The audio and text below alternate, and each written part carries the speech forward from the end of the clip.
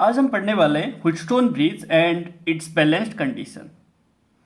तो आज हम देखेंगे कि ये व्हीटस्टोन ब्रिज है क्या एंड इसका बैलेंस्ड कंडीशन क्या होता है। एंड इससे बाद वाला वीडियो में हम लोगों को इसका रिलेटेड जो भी न्यूमेरिकल्स होगा वो सब बनाएंगे।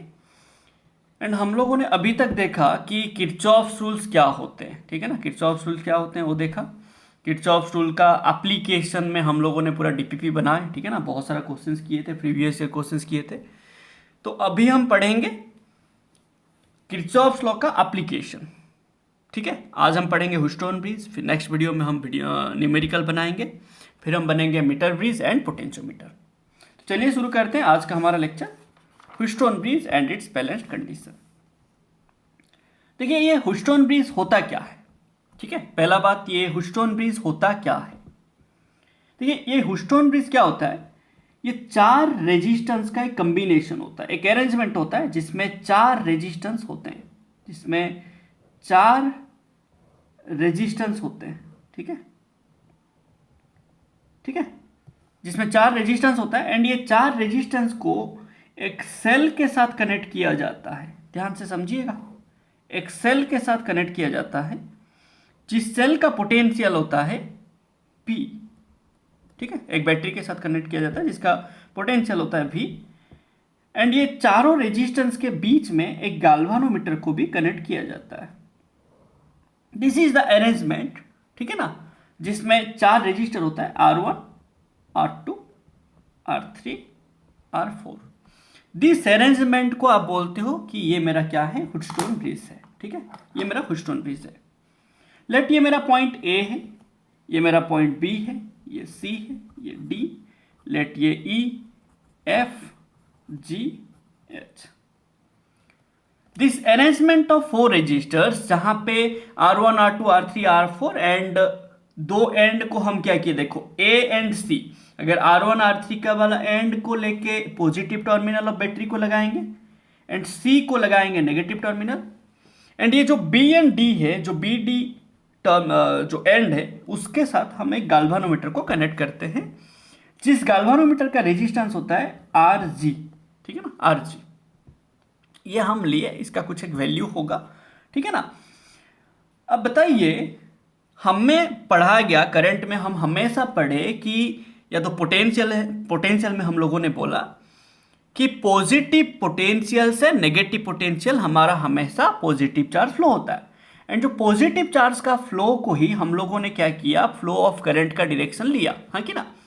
तो हमेशा हमारा करंट कहाँ से कहाँ फ्लो होता है ना, द करंट फ्लोस, करंट कहाँ से कहाँ फ्लो होता है ना, करंट फ्लोस कहाँ से कहाँ ना, from high potential that is positive potential to low potential, low potential that is negative potential outside the battery, outside the cell. मतलब सेल के अंदर ये नेगेटिव से पॉजिटिव जाता है, बट सेल के बाहर, तो सेल के बाहर मतलब ये वाला, तो करंट कहां से, पॉजिटिव से निकलेगा एंड एंटर करेगा फिर से नेगेटिव में। तो इनसाइड द सेल, अगर आप सेल के बात करेंगे, सेल के अंदर का बात करेंगे, इनसाइड द सेल करंट हमेशा नेगेटिव से पॉजिटिव जाता है, बट आउटसाइड द सेल हमेशा पॉजिटिव पोटेंशियल से नेगेटिव पोटेंशियल फ्लो होगा। मतलब अगर लेट आपका करंट, लेट ये कंडक्टर है, ये A पॉइंट है, ये B पॉइंट है, अगर लेट आप बोलोगे सर A से B करंट जा रहा है, इसका मतलब ये है कि A का जो पोटेंशियल है वो B का पोटेंशियल से ज्यादा होगा, तभी जाके A टू B करंट जाएगा। बात समझ रहे ना। A टू B अपने मर्जी से करंट नहीं चला जाएगा, A टू B करंट इसीलिए जाएगा क्योंकि A का पोटेंशियल ज्यादा होगा B का पोटेंशियल से, इसीलिए A टू B करंट जाएगा। अगर आप बोलोगे सर लेट, देखो अगर मैं बोला V ए ग्रेटर देन VV होगा, करंट कहां से कहां जाएगा ना, A टू B, समझ रहे। अगर मेरा B greater than, potential B का ज्यादा होगा A से, देन करंट कहां से कहां जाएगा, B टू A जाएगा, समझ रहे। तो ये सभी चीजें हमें याद रखना है, समझ रहे। तो बात ये है, अगर आपका करंट लेट पॉजिटिव टर्मिनल से जा रहा है, क्योंकि ये पॉजिटिव हाई पोटेंशियल है, एंड हमेशा याद रखिए बैटरी का पॉजिटिव टर्मिनल से जितना करंट निकलेगा उतना घूम फिर के फिर से नेगेटिव टर्मिनल में आना चाहिए ना। According to conservation of charge क्या बोल रहा है कि जितना करंट आपका पॉजिटिव टर्मिनल से गया होगा उतना फिर से डिस्ट्रीब्यूट हो जाएगा, घूम फिर के फिर से क्या हो जाएगा, नेगेटिव टर्मिनल में आना पड़ेगा। सिंपल थिंग है, ठीक है ना। तो अब देखिए, एंड करंट तभी घूमेगा फिरेगा जब उसको जंक्शन मिलेगा। अगर एक ही लाइन पे आप जा रहे हो वो आराम से उसी लाइन में जाता रहेगा, ठीक है ना। किरचॉफ फर्स्ट लॉ क्या बोल रहा है कि अगर आपको जंक्शन मिलेगा देन आपका करंट डिवाइड होगा, ऐसे ही डिवाइड नहीं हो जाएगा, उसका मर्जी से कुछ नहीं होता भाई, हाँ कि ना। अब देखिए बात, करंट लेट यहां से यहां तक गया, ठीक है, प्लस से जी तक गया, एक ही रास्ता है तो यहां पे गया, फिर यहां पे गया तो यहां पे आई करंट पहुंचा, कहां पे पहुंचा, ए पॉइंट में पहुंचा। अब ए पॉइंट पे उसको जंक्शन मिला है तो एक रास्ता मिला ए से बी और एक रास्ता मिला ए से डी। तो थोड़ा करंट, ये जो आई करंट आके पहुंचा ए में, तो एट ए जो आई करंट आके पहुंचा ये क्या करेगा, थोड़ा सा आई में से थोड़ा सा करंट, आई का थोड़ा सा करंट R1 के तरफ चला जाएगा, लेट ये I1, एंड आई से ही थोड़ा और करंट R3 के तरफ चला जाएगा, I3, एंड दोनों करंट को जब मिलाएंगे वो क्या हो जाएगा, किरचॉफ फर्स्ट लॉ के हिसाब से एक जंक्शन में कभी भी करंट रुकता नहीं है, जितना करंट ए को आया होगा उतना करंट ए से निकल लेगा। बात समझ रहे ना। तो आई क्या हो जाएगा ना, I1 प्लस I3। मैं आपको बोला जितना करंट पॉजिटिव से निकल के गया है उतना मेरे को नेगेटिव में मिलना चाहिए, हाँ कि ना। अब बताइए, अब ए टू बी करंट जा रहा है ना, यहां पे देखिए ये वाला डायग्राम है, ये तो मैं बस एग्जांपल दे रहा था। ए टू बी करंट जा रहा है, इसका मतलब यहां पे अगर भी ए पोटेंशियल होगा, यहां पे भी बी होगा, यहां पे भी डी होगा, यहां पे भी सी होगा, तो ए टू बी करंट क्यों जा रहा है, क्योंकि भी ए का पोटेंशियल ग्रेटर देन भी बी होगा, सिंपल है बात। अब ए टू डी करंट क्यों जा रहा है, क्योंकि V A greater than V D होगा, इसीलिए तो जा रहा है। अगर करंट जा रहा है इसका मतलब क्या है ना, करंट हमेशा हाई पोटेंशियल से लो पोटेंशियल जाएगा। जहां से करंट जा रहा है वो हाई पोटेंशियल होगा, जहां पे जा रहा है वो लो पोटेंशियल होगा, सिंपल है। अब ए टू बी क्या किया, I1 गया, अब बी में फिर से जंक्शन है, बी में कौन सा पहुंचा, कौन सा करंट पहुंचा, I1 जाके बी में पहुंचा। जब बी में पहुंचा I1 फिर से बोला कि मेरे को तो जंक्शन मिला, मैं फिर से करंट डिवाइड करूंगा, मैं तो मेरे में से थोड़ा सा करंट क्या होगा ना, I1 का जो थोड़ा सा, I1 से थोड़ा करंट क्या होगा ना, बी टू डी के तरफ जाएगा, एंड और थोड़ा करंट क्या होगा ना, बी से सी के तरफ जाएगा। सो लेट बी से सी के तरफ कितना गया, लेट बी से सी के तरफ गया I2, समझे बात को। एंड लेट बी से डी के तरफ गया, लेट आई जी मतलब गैल्वेनोमीटर करंट, लेट गया, ठीक है। तो अभी आप एट बी क्या किए ना, एट बी क्या किए ना, I1 इक्वल्स टू दो पार्ट में डिवाइड किए, थोड़ा सा करंट I2 R2 में गया और थोड़ा सा करंट गैल्वेनोमीटर देके गया, हाँ कि ना। अब बताइए अब क्या हो रहा है ना, जैसे ए टू बी गया I1 वैसे ए टू डी गया I3, है कि ना। जब I3 यहां पे पहुंचा, I3 देखा अरे यार यहां पे जंक्शन है, तो यहां पे क्या किया, वो I4 चला गया, इधर क्या किया ना, लेट ये I5 चला गया। तो एट डी क्या हो गया बताइए ना, एट डी क्या हो गया, I3 आके I4 हो गया प्लस I5 हो गया। अब क्या हो रहा है देखिए, इधर से थोड़ा करंट आया, इधर से थोड़ा करंट आया, दोनों मिले, जाएंगे कहां पे, रास्ता है नहीं। अब देखो लेट, आपको बोला गया किरचॉफ्स केसीएल क्या बोल रहा है, केसीएल फर्स्ट लॉ क्या बोल रहा है, करंट लॉ ना, एक जंक्शन में कभी भी करंट रुकेगा नहीं रुकता। मतलब अगर बी से डी करंट जाएगा तो डी से बी करंट फिर से नहीं जाएगा। देखो अगर आप बोलोगे sir I1 A to be आया, फिर बी में जंक्शन था तो बी से डी थोड़ा करंट चला गया I1 का, जब I3 आया ए टू डी, डी में जंक्शन था तो डी से बी भी I3 का थोड़ा सा current B D to B भी चला गया। तो इधर से थोड़ा करंट आ रहा है, इधर से थोड़ा करंट आ रहा है, तो अभी ये करंट आके फाइनली जाएगा किधर, रास्ता तो है नहीं, इसीलिए इधर करंट बी से डी आएगा या तो डी से बी जाएगा। साइमल्टेनियसली आप ये नहीं बोल सकते कि सर करंट बी से डी भी आ रहा है, डी से बी भी आ रहा है, ऐसा नहीं बोल सकते। समझ रहे हो, आप ऐसा नहीं बोल सकते हो कि एक बार में करंट बी से डी भी आ जाएगा, डी से बी भी आ जाएगा, ऐसा नहीं होता है। अब बोलोगे ऐसे कैसे सर? ना देखो, आपको बोला गया हाई पोटेंशियल से लो पोटेंशियल करंट जाएगा। एक टाइम में इधर आप बोलोगे sir VB is greater then VD और VD is greater then VB। आप ये तो नहीं बोल सकते ना कि सर B का पोटेंशियल D से भी ज्यादा है एंड D का पोटेंशियल B से भी ज्यादा है, ऐसे कैसे भाई? इधर मोदी जी राहुल गांधी से बड़ा है या तो राहुल गांधी मोदी जी से बड़ा है। एक ही बात बोलोगे ना, आप एक बार में ही दो बात तो बोल नहीं सकते ना, समझ रहे ना? आप एक बार में किसी एक को ही बड़ा बनाओ, समझ रहे हो बात समझ में आ रहा है ना? तो वो बात है। तो इधर आप B से D करंट लो या तो D से B लो, साइमल्टेनियसली ऐसे नहीं हो सकता। तो यहां पे हमें क्या देखना है, तो अगर हम ऐसे डिवाइड कर दें, यहां पे क्या हो रहा है, टोटल करंट रह जाता है, एक पॉइंट पे रह जाता है, वो जा नहीं पाता। और उससे क्या प्रॉब्लम होगा, देखो जितना करंट पॉजिटिव से निकला है उतना करंट और आएगा नहीं। कैसे ना, देखो कैसे।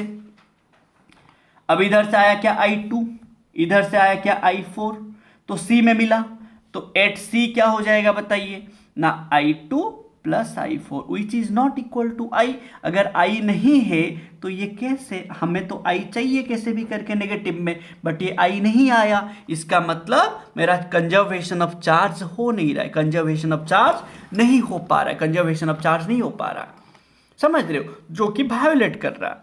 तो हमें क्या करना है, पहले चार्ज डिस्ट्रीब्यूशन करने, करंट डिस्ट्रीब्यूशन करने हैं, समझ रहे हो ना, सर्किट में। तो चलिए देखते हैं। तो लेट ऐसे हुआ, मैं फिर से उसी डायग्राम को रिपीट करता हूं, ठीक है। सो मैंने क्या किया, तो आपको अभी ये पता चला इधर आप B से D करंट लेंगे या तो D से B लेंगे।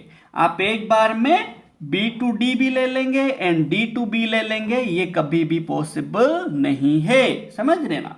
तो ये R1 है, ये R2 है, ये R3 है, ये R4 है, ध्यान से समझिए, ठीक है। अगर मेरा ये A होगा, ये B C D, अगर यहाँ पे लेट में गाल्वानोमीटर कनेक्ट किया तो अब करंट पॉजिटिव से नेगेटिव जाएगा, कहाँ से कहाँ, पॉजिटिव से नेगेटिव जाएगा, तो यहाँ पे क्या होगा, I1, यहाँ पे I3। अब बताइए, लेट मैंने क्या किया, VB is greater then VD लिया, समझिए बात को, मैंने लिया, ठीक है ना। लेट B का पोटेंशियल D का पोटेंशियल से ज्यादा है, अगर ज्यादा है करंट कहां से कहां जाएगा, जहां का पोटेंशियल ज्यादा है, जहां पे पोटेंशियल ज्यादा है वहां से लो पोटेंशियल की तरफ जाएगा। तो लो पोटेंशियल कौन है, D। तो जब I1 आएगा, I1 क्या करेगा ना, इधर IG भेजेगा एंड इधर I2 भेजेगा। तो एट A आपका क्या हो जाएगा बताइए, एट A आपका क्या हो जाएगा ना, I equals to I1 plus I3 लेंगे। बट आप एट B क्या लेंगे, एट B क्या लेंगे आप ना, I1 equals to I2 plus IG लेंगे, है कि ना, बात समझिए। तो जब B से करंट आया IG, A टू D आया I3, यहां पे मिल गए, टोटल करंट मिल गए, टोटल करंट। और अभी D से B नहीं जाएगा, क्यों नहीं जाएगा, क्योंकि D का पोटेंशियल कम है, B का पोटेंशियल ज्यादा है, समझ रहे ना। अब क्या होगा ना, अब क्या होगा ना, ये इधर का करंट मिलके इधर आएगा। इट्स लाइक लेट अभी CID में कुछ SCP प्रद्युमन है वगैरह वगैरह, ऐसे जा रहे चोर के पीछे, यहां पे गए तो ये क्या किया, दया तुम इधर जाओ एंड अभिजीत तुम उधर जाओ दया के साथ, एंड आप जो प्रद्युमन SCP साहब आ गए ऐसे D पे। जब B पे आए, B से क्या हुआ ना, दया इधर से आ रहे, देख लिए SCP से मिल गए, बोले कि नहीं सर इधर तो चोर नहीं था, तो अभी फिर से SCP थोड़ी जाएगा, दया पे तो भरोसा, वो अपना ही आदमी है भाई, है कि ना। तो अब बताइए, तो इधर और नहीं जाना, SCP को और उधर नहीं जाना है, समझ। तो इधर आ गया, फिर इधर से चलेंगे, फिर इधर जाके अभिजीत को मिलेंगे, इधर अभिजीत से मिलेंगे। तो जितना आदमी गए थे उतना आदमी बाहर आ गए, अगर कोई बाहर नहीं आएगा तो घोटाला होगा भाई, तो बात समझ रहे ना। तो यहां पे फिर से I आ जाएगा, तो ये मेरा क्या हो जाएगा ना, EFGH। तो अब बताइए, जितना करंट गया था उतना करंट आ गया। आप बोलोगे सर अगर मेरा डी का पोटेंशियल बी का पोटेंशियल से ज्यादा होता, अरे होता तो फिर से देखते क्या होता ना, डी से बी तक करंट जाता। तो आप हमेशा याद रखो the current always flows, the current always flows कहां से कहां ना, from high potential to low potential. ठीक है ना, हमेशा याद रखना है हमें। ठीक है, अब हम देखेंगे अगर मेरा डी का पोटेंशियल ज्यादा होता बी से तो क्या होता। देखो मैं फिर से और एक डायग्राम कर दे रहा हूं, ठीक है ना, समझना है हर चीजें, हमें बेसिक चीजें समझना है, डेरिवेशन याद रखने सो दैट हम अच्छे से न्यूमेरिकल कर पाए। ठीक है, तो ये मेरा A B C D and यहाँ पे मेरा गैल्वेनोमीटर है, समझ रहे हो। अब ये मेरा पोटेंशियल है, ये बहुत पॉजिटिव टर्मिनल नेगेटिव टर्मिनल, तो यहाँ पे मेरा क्या होगा रे भाई ना, यहाँ पे आई करंट जाएगा। जब आई यहाँ पे आया, ये मेरा R1 R2 R3 R4, तो इधर गया I1 इधर गया I3। अब मैंने क्या बोला कि D का पोटेंशियल ग्रेटर है किससे, B से, पोटेंशियल है D is more than B, तो अब क्या होगा ना, D से B को करंट जाएगा IG और B से D नहीं आएगा, बात समझे। तो VD is greater then VB, तो करंट कहां से कहां फ्लो होगा, द करंट विल फ्लो कहां से कहां, फ्रॉम कहां से कहां फ्लो होगा ना, D to B across the galvanometer. समझ रहे भाई, हाँ कि ना, अक्रॉस द गैल्वेनोमीटर। अब यहां से IG गया, इधर से I1 आया, B में मिल जाएंगे, B में मिलके क्या होगा ना, I1 plus IG equals to I2 जाएंगे, इधर जाएगा I4, है कि ना, इधर जाएगा I4, ये दोनों फिर मिलके I1 plus IG plus I4 मिलके I बन जाएगा। तो जितना करंट गया था उतना करंट फिर से आ गया, तो हमारा KCL को फॉलो कर रहा है, कंजर्वेशन चार्ज हो रहा है, करंट लॉ को फॉलो कर रहा है, हर चीजें हो रहा है। तो आप अभी क्या याद रखें, अगर B का पोटेंशियल ज्यादा होगा B से D करंट जाएगा, अगर D का पोटेंशियल ज्यादा होगा D से B जाएगा। आप एक बार में साइमल्टेनियसली ऐसे दोनों तरफ करंट नहीं ले सकते, आप इधर भी ले लेंगे इधर भी ले लेंगे, कभी पॉसिबल नहीं है। ठीक है ना, अब देखिए, अब ध्यान दीजिए, बट अगर आपको यह बोला जाए कि ये जो B का पोटेंशियल है D का पोटेंशियल के साथ सेम हो जाएगा, बात समझना, सेम हो जाएगा, पोटेंशियल सेम हो जाएगा। आपको बोला गया कि ये जो B का पोटेंशियल है, ये B का पोटेंशियल D का पोटेंशियल के साथ सेम हो गया। अरे भाई अगर सेम हो जाता है, if there is no potential difference at all then there will be no flow of current. बात समझिए, अगर पोटेंशियल डिफरेंस ही नहीं होगा तो करंट कैसे फ्लो होगा, चार्ज कैसे फ्लो होगा, चार्ज फ्लो होने से ना करंट आएगा, हाँ कि ना। तो ये मेरा A है, ये मेरा B, ये C, ये D, यहां पे लगा गैल्वेनोमीटर। तो आपको अभी बोला जा रहा है कि VB equals to BD, potential B का D के साथ इक्वल हो गया, समझ रहे, इक्वल हो गया। तो अब क्या होगा, there will be no flow of current, no flow of current from B to D और फ्रॉम D टू B। मतलब ये गैल्वेनोमीटर में और करंट होगा ही नहीं, बात समझ रहे हैं कि नहीं, इस ब्रांच में करंट फ्लो होगा ही नहीं। मतलब the branch BD will not work, काम ही नहीं करेगा, बात समझ रहे हैं, काम ही नहीं करेगा। क्यों ना, पोटेंशियल सही में B का पोटेंशियल D का पोटेंशियल के साथ सेम हो गया, बात समझ रहे। अब करंट कैसे जाएगा ना, मेन करंट I से निकला, टोटल करंट I निकला पॉजिटिव टर्मिनल से, थोड़ा करंट कहां गया, R1 के तरफ गया, दैट इज I1, और थोड़ा करंट कहां गया, I3 गया R3 के तरफ। अब B का पोटेंशियल D का पोटेंशियल सेम है, तो B से D करंट जाएगा नहीं कि D से B भी करंट नहीं जाएगा। तो अब क्या होगा ना, जो करंट A से B आया था वही करंट B से C चला जाएगा। तो I2 इक्वल टू क्या हो जाएगा, I1।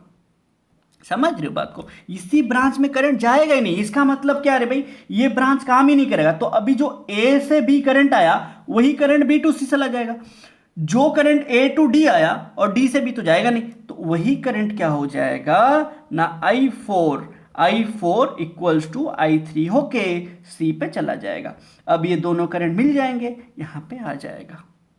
एंड जब ये कंडीशन होता है, जब ये गाल्वानोमीटर में डिफ्लेक्शन नहीं होता, देखो गाल्वानोमीटर क्या होता है, एक इंस्ट्रूमेंट होता है। अगर करंट होगा ना, वो इंस्ट्रूमेंट क्या करता है, डिफ्लेक्शन दिखाता है। बात समझिए, करंट होगा तो वो क्या करेगा, डिफ्लेक्ट होगा। उसमें एक पॉइंटर होता है, वो हम नेक्स्ट चैप्टर में पढ़ेंगे मूविंग कॉइल गाल्वानोमीटर करके। उसमें एक पॉइंटर होता है, अगर उसमें करंट फ्लो होगा वो पॉइंटर ऐसे डिफ्लेक्ट होगा। तो बात ये है, बात में ये बोलना चाह रहा हूं कि अगर पोटेंशियल B का पोटेंशियल D के साथ इक्वल होता है, देन ये गाल्वानोमीटर में करंट फ्लो नहीं होता। एंड उस कंडीशन को आप बोलते हो बैलेंस्ड कंडीशन। बात समझ रहे हो रे, बैलेंस्ड कंडीशन। तो अब बताइए, 3 केस आपको याद रहा। पहला केस क्या ना, केस 1 क्या है, if VB is greater then VD, current कहां से कहां फ्लो होगा, द करंट विल फ्लो कहां से कहां, फ्रॉम B टू D।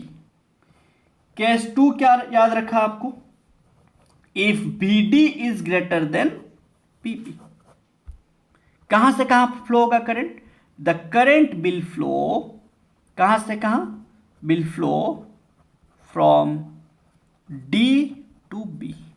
बात समझ रहे हैं, है कि ना। बट अगर हमारा दोनों का पोटेंशियल सेम हो जाएगा, VB इक्वल्स टू VD, तो क्या होगा, the current will be zero in the branch BD, that is no deflection will be shown।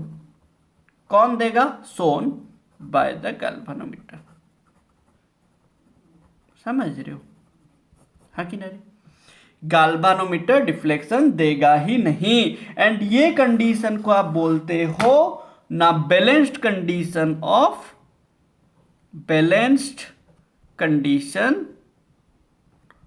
Of Wheatstone bridge. ना नहीं समझे रे, क्लियर ना भाई, है कि ना।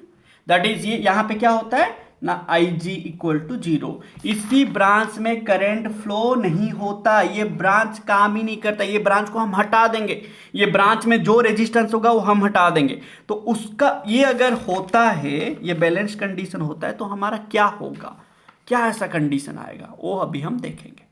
समझ रहे, चलो तो मैं नया एक डायग्राम बनाता हूं, देखिए समझ आ रहा है ना भाई। अगर कुछ डाउट हो रहा है तो कमेंट सेक्शन में बता सकते हैं आप, ठीक है। अगर होगा तो मैं फिर से एक नया वीडियो बना दूंगा।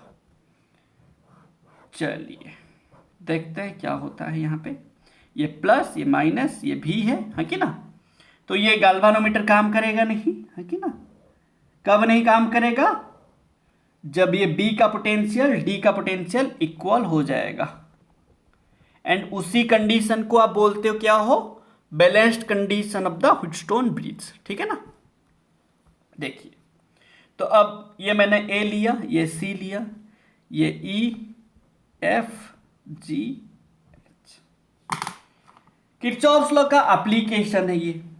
तो जब हम किरचॉफ्स लॉ अप्लाई करेंगे, मैं आपको बार बार बोला, हम किरचॉफ्स लॉ अप्लाई करके करंट निकालेंगे, नेट रेजिस्टेंस निकालेंगे, हाँ कि ना, नेट रेजिस्टेंस निकालेंगे, ईच ब्रांच में करंट निकालेंगे, समझो, नेट पोटेंशियल निकालेंगे, नेट करंट निकालेंगे, ये सब निकालेंगे।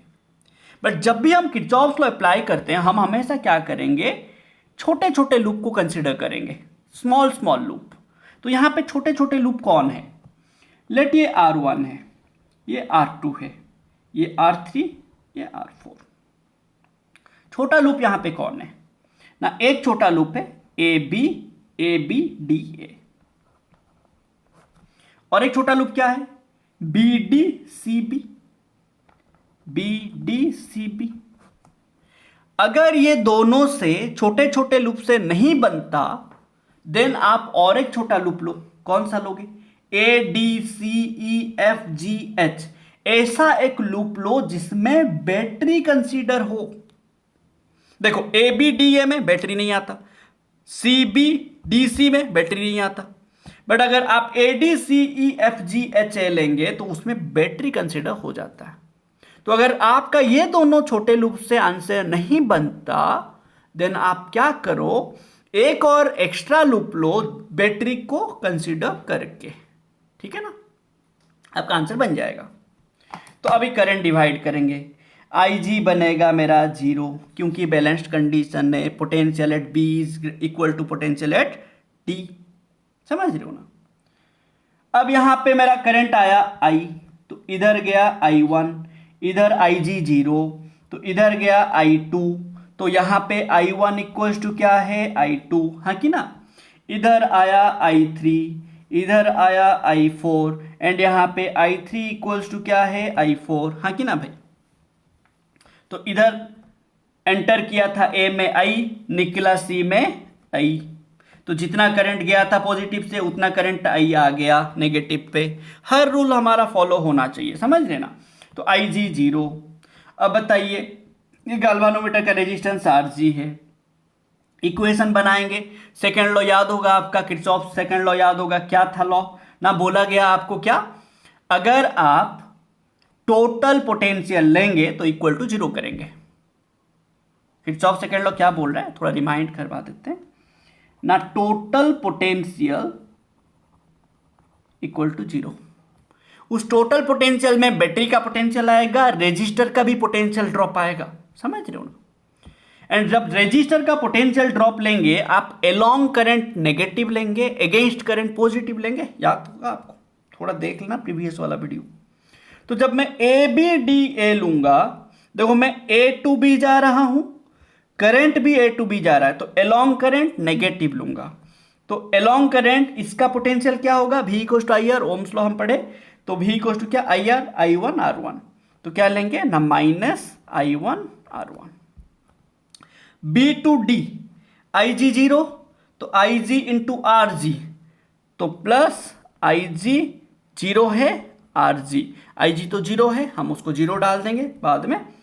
फिर D टू B, देखो करंट आ रहा है A टू D, आप जा रहे हो D to A। Current A to D, आप जा रहे हो D टू A, क्योंकि आप ABDA ऐसे घूम रहे हो, ABDA, बट करंट आ रहा है A टू D, आपका अगेंस्ट आ रहा है तो आप पॉजिटिव लेंगे।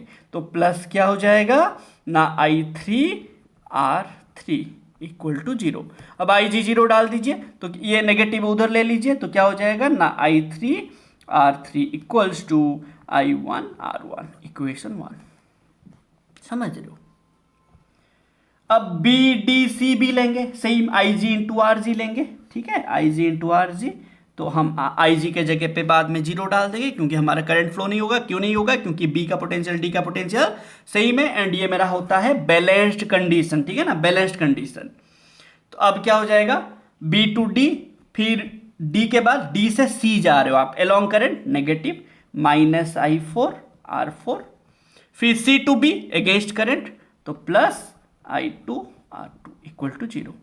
तो IG 0 डाल देंगे, minus I4 R4 plus I2 R2 equal to 0। तो I2 R2 क्या हो जाएगा भाई ना? I4 R4।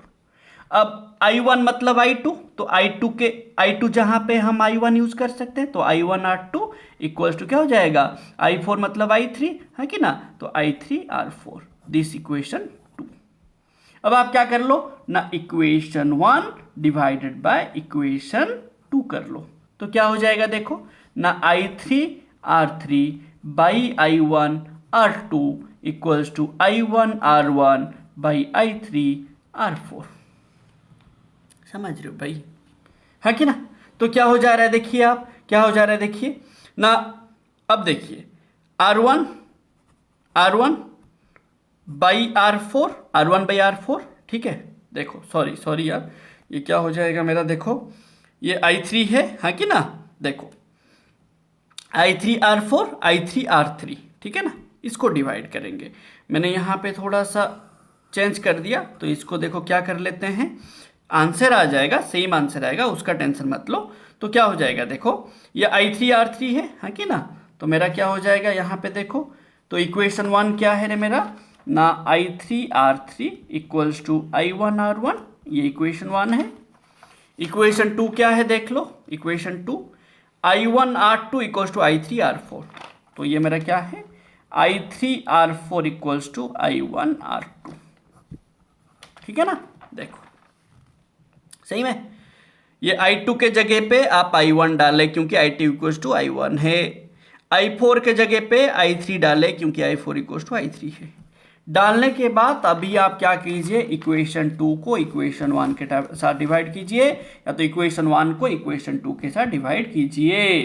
तो इक्वेशन 1 डिवाइडेड बाय इक्वेशन 2 क्या हो जाएगा ना, I3R3 by I3R4 equals to I1R1 by I1R2, तो कट जाएगा ना। तो क्या आ जाएगा, R1 by R2 equals to R3 by R4। ये है मेरा, जब VB इक्वल्स टू VD होगा तब IG 0 होगा, एंड ये कंडीशन आएगा, ये रेशियो सेम होगा। देखो ये कौन सा रेशियो सेम होगा, R1 R2 R3 R4, और आप ऐसे भी बोल सकते हो R1 by R3 equals to R2 by R4। मतलब देखो R1 पॉजिटिव टर्मिनल को लगा है ना, R3 पॉजिटिव टर्मिनल को लगा है। जो दो रेजिस्टेंस पॉजिटिव टर्मिनल को लगा है उनका रेजिस्टेंस का रेशियो, देखो ध्यान से देखो, जो दो रेजिस्टेंस पॉजिटिव टर्मिनल को लगा है उनका रेशियो इक्वल टू जो दो नेगेटिव को लगा है उनका रेशियो सेम होता है। ऐसे याद रख सकते हो, ऐसे याद रखो, समझ लो कैसे आपको याद रखना है ना। सॉरी, आप ऐसे याद रखो, जो दो रेजिस्टेंस पॉजिटिव टर्मिनल को लगा है उनका रेशियो, जो दो रेजिस्टेंस नेगेटिव टर्मिनल को लगा है उनका रेशियो सेम होता है। तो R1 by R3 equal to R2 by R4। अगर ये होगा तो IG 0 होगा, बैलेंस कंडीशन होगा, VB इक्वल टू VD होगा। एंड देखो अगर ये हो रहा होगा कहीं पे, हम नेक्स्ट क्लास जब न्यूमेरिकल करेंगे नेक्स्ट वीडियो पे आपको समझ आ जाएगा। अगर ये रेशियो आ रहा होगा, जो दो रेजिस्टेंस पॉजिटिव टर्मिनल को लगे हैं उनका रेशियो इक्वल टू जो दो रेजिस्टेंस नेगेटिव टर्मिनल को लगे उनका रेशियो सेम होगा, तो बीच में जो रेजिस्टेंस होगा उसको आप हटा देना, वो अनफंक्शन होगा, फंक्शन नहीं कर रहा होगा, फंक्शनल नहीं होगा, उसको आप पूरा हटा देंगे। तो अभी ये डायग्राम को अगर मैं नया डायग्राम बनाऊं तो मेरा कैसे बनेगा रे भाई ना, देखो ऐसे डायग्राम बनेगा मेरा। तो RG काम नहीं करेगा, है कि ना, ये बीच में जो रेजिस्टेंस होगा काम नहीं करेगा, ये R1, ये R2, ये R3, ये R4 होगा, ये काम नहीं करेगा। तो ये नया डायग्राम बनाएंगे, समझ रहे हो। तो यहाँ पे I1 जाएगा तो यहाँ पे I2 इक्वल्स टू I1 ही जाएगा, यहाँ पे I3 जाएगा तो यहाँ पे I4 इक्वल्स टू I3 ही जाएगा। समझ रहे हो बात को, है कि ना। ये A B C D, ठीक है। तो आप हमेशा याद रखिए, अगर ये रेशियो सेम होगा तो IG 0 होगा, एंड बीच में जिसमें करंट 0 होगा, गाल्वानोमीटर के जगह पे जो रेजिस्टर होगा उसको आप हटा देना रे, उसको पूरा हटा देंगे। समझ रहे हो, ये होता है मेरा balanced condition of Wheatstone bridge. ये आपका डेरिवेशन में आ जाएगा 3 मार्क 5 मार्क में। तो आप इसको अच्छे से याद रखेंगे, अच्छे से समझेंगे, बुक देखेंगे, बुक से पूरा लिखने का प्रैक्टिस करेंगे, ठीक है ना। तो देखो, तो ये मेरा बैलेंस्ड कंडीशन है, याद रहेगा। तो मैं क्या बोला, अगर ये 0 होगा, गाल्वानोमीटर में करंट 0 फ्लो होगा, that is called balance condition, and for that ये रेशियो सेम होगा। कौन सा रेशियो, मैं बार बार बोल रहा हूँ, जो दो रेजिस्टेंस पॉजिटिव टर्मिनल को लगा है उनका रेशियो, जो दो रेजिस्टेंस नेगेटिव टर्मिनल को लगा है उनका रेशियो सेम होता है। ऐसे डायग्राम बनेगा। आपको बोलेगा ह्यूस्टन ब्रिज का नेट रेजिस्टेंस कितना है, निकालिए। इसमें क्या है, R1 R2 सीरीज है, R3 R4 सीरीज है, फिर पैरेलल। यहां पे क्या होगा ना, R1 and R4 are in series, तो क्या हो जाएगा R14 क्या हो जाएगा नेट, R1 प्लस R4 है कि ना, सॉरी R1 R2 है ये, सॉरी ये R2 है, R2 है, हाँ कि ना, तो R12 क्या हो जाएगा R1 प्लस R2। एंड वैसे ही R3 एंड R4 क्या है, सीरीज है, R3 and R4 are in series, हाँ कि ना रे भाई। तो R34 क्या हो जाएगा R3 प्लस R4। R12 क्या है रे, equivalent resistance of 1 and 2। R34 क्या है रे, इक्विवेलेंट रेजिस्टेंस ऑफ 3 एंड 4। खत्म। अब ये पूरा जो आया R12 इक्विवेलेंट, ये पूरा जो आया R34 इक्विवेलेंट, ये कैसा है, पैरेलल है। तो नेट इक्विवेलेंट क्या हो जाता है पैरेलल में, R12 into R34 by R12 plus R34, value डाल देंगे तो क्या आ जाएगा बताइए ना, R1 plus R2 into R3 plus R4 divided by R1 plus R2 plus R3 plus R4, ये फाइनल आंसर है। This is the equivalent resistance of Wheatstone bridge. ठीक है, तो होप आपको ये वीडियो समझ आया अच्छे से। ठीक है, अगर नहीं आया, अगर कुछ गलतियाँ होगा एंड आपको कम्युनिकेशन में प्रॉब्लम हो रहा होगा ये वीडियो को लेके, आप कमेंट सेक्शन में कमेंट कर सकते हैं। एंड नेक्स्ट वीडियो देखेंगे उसके इसी आज जो भी पढ़े उसका न्यूमेरिकल सेक्शन रहेगा। Thank you for watching this video, hope आपको समझ आया।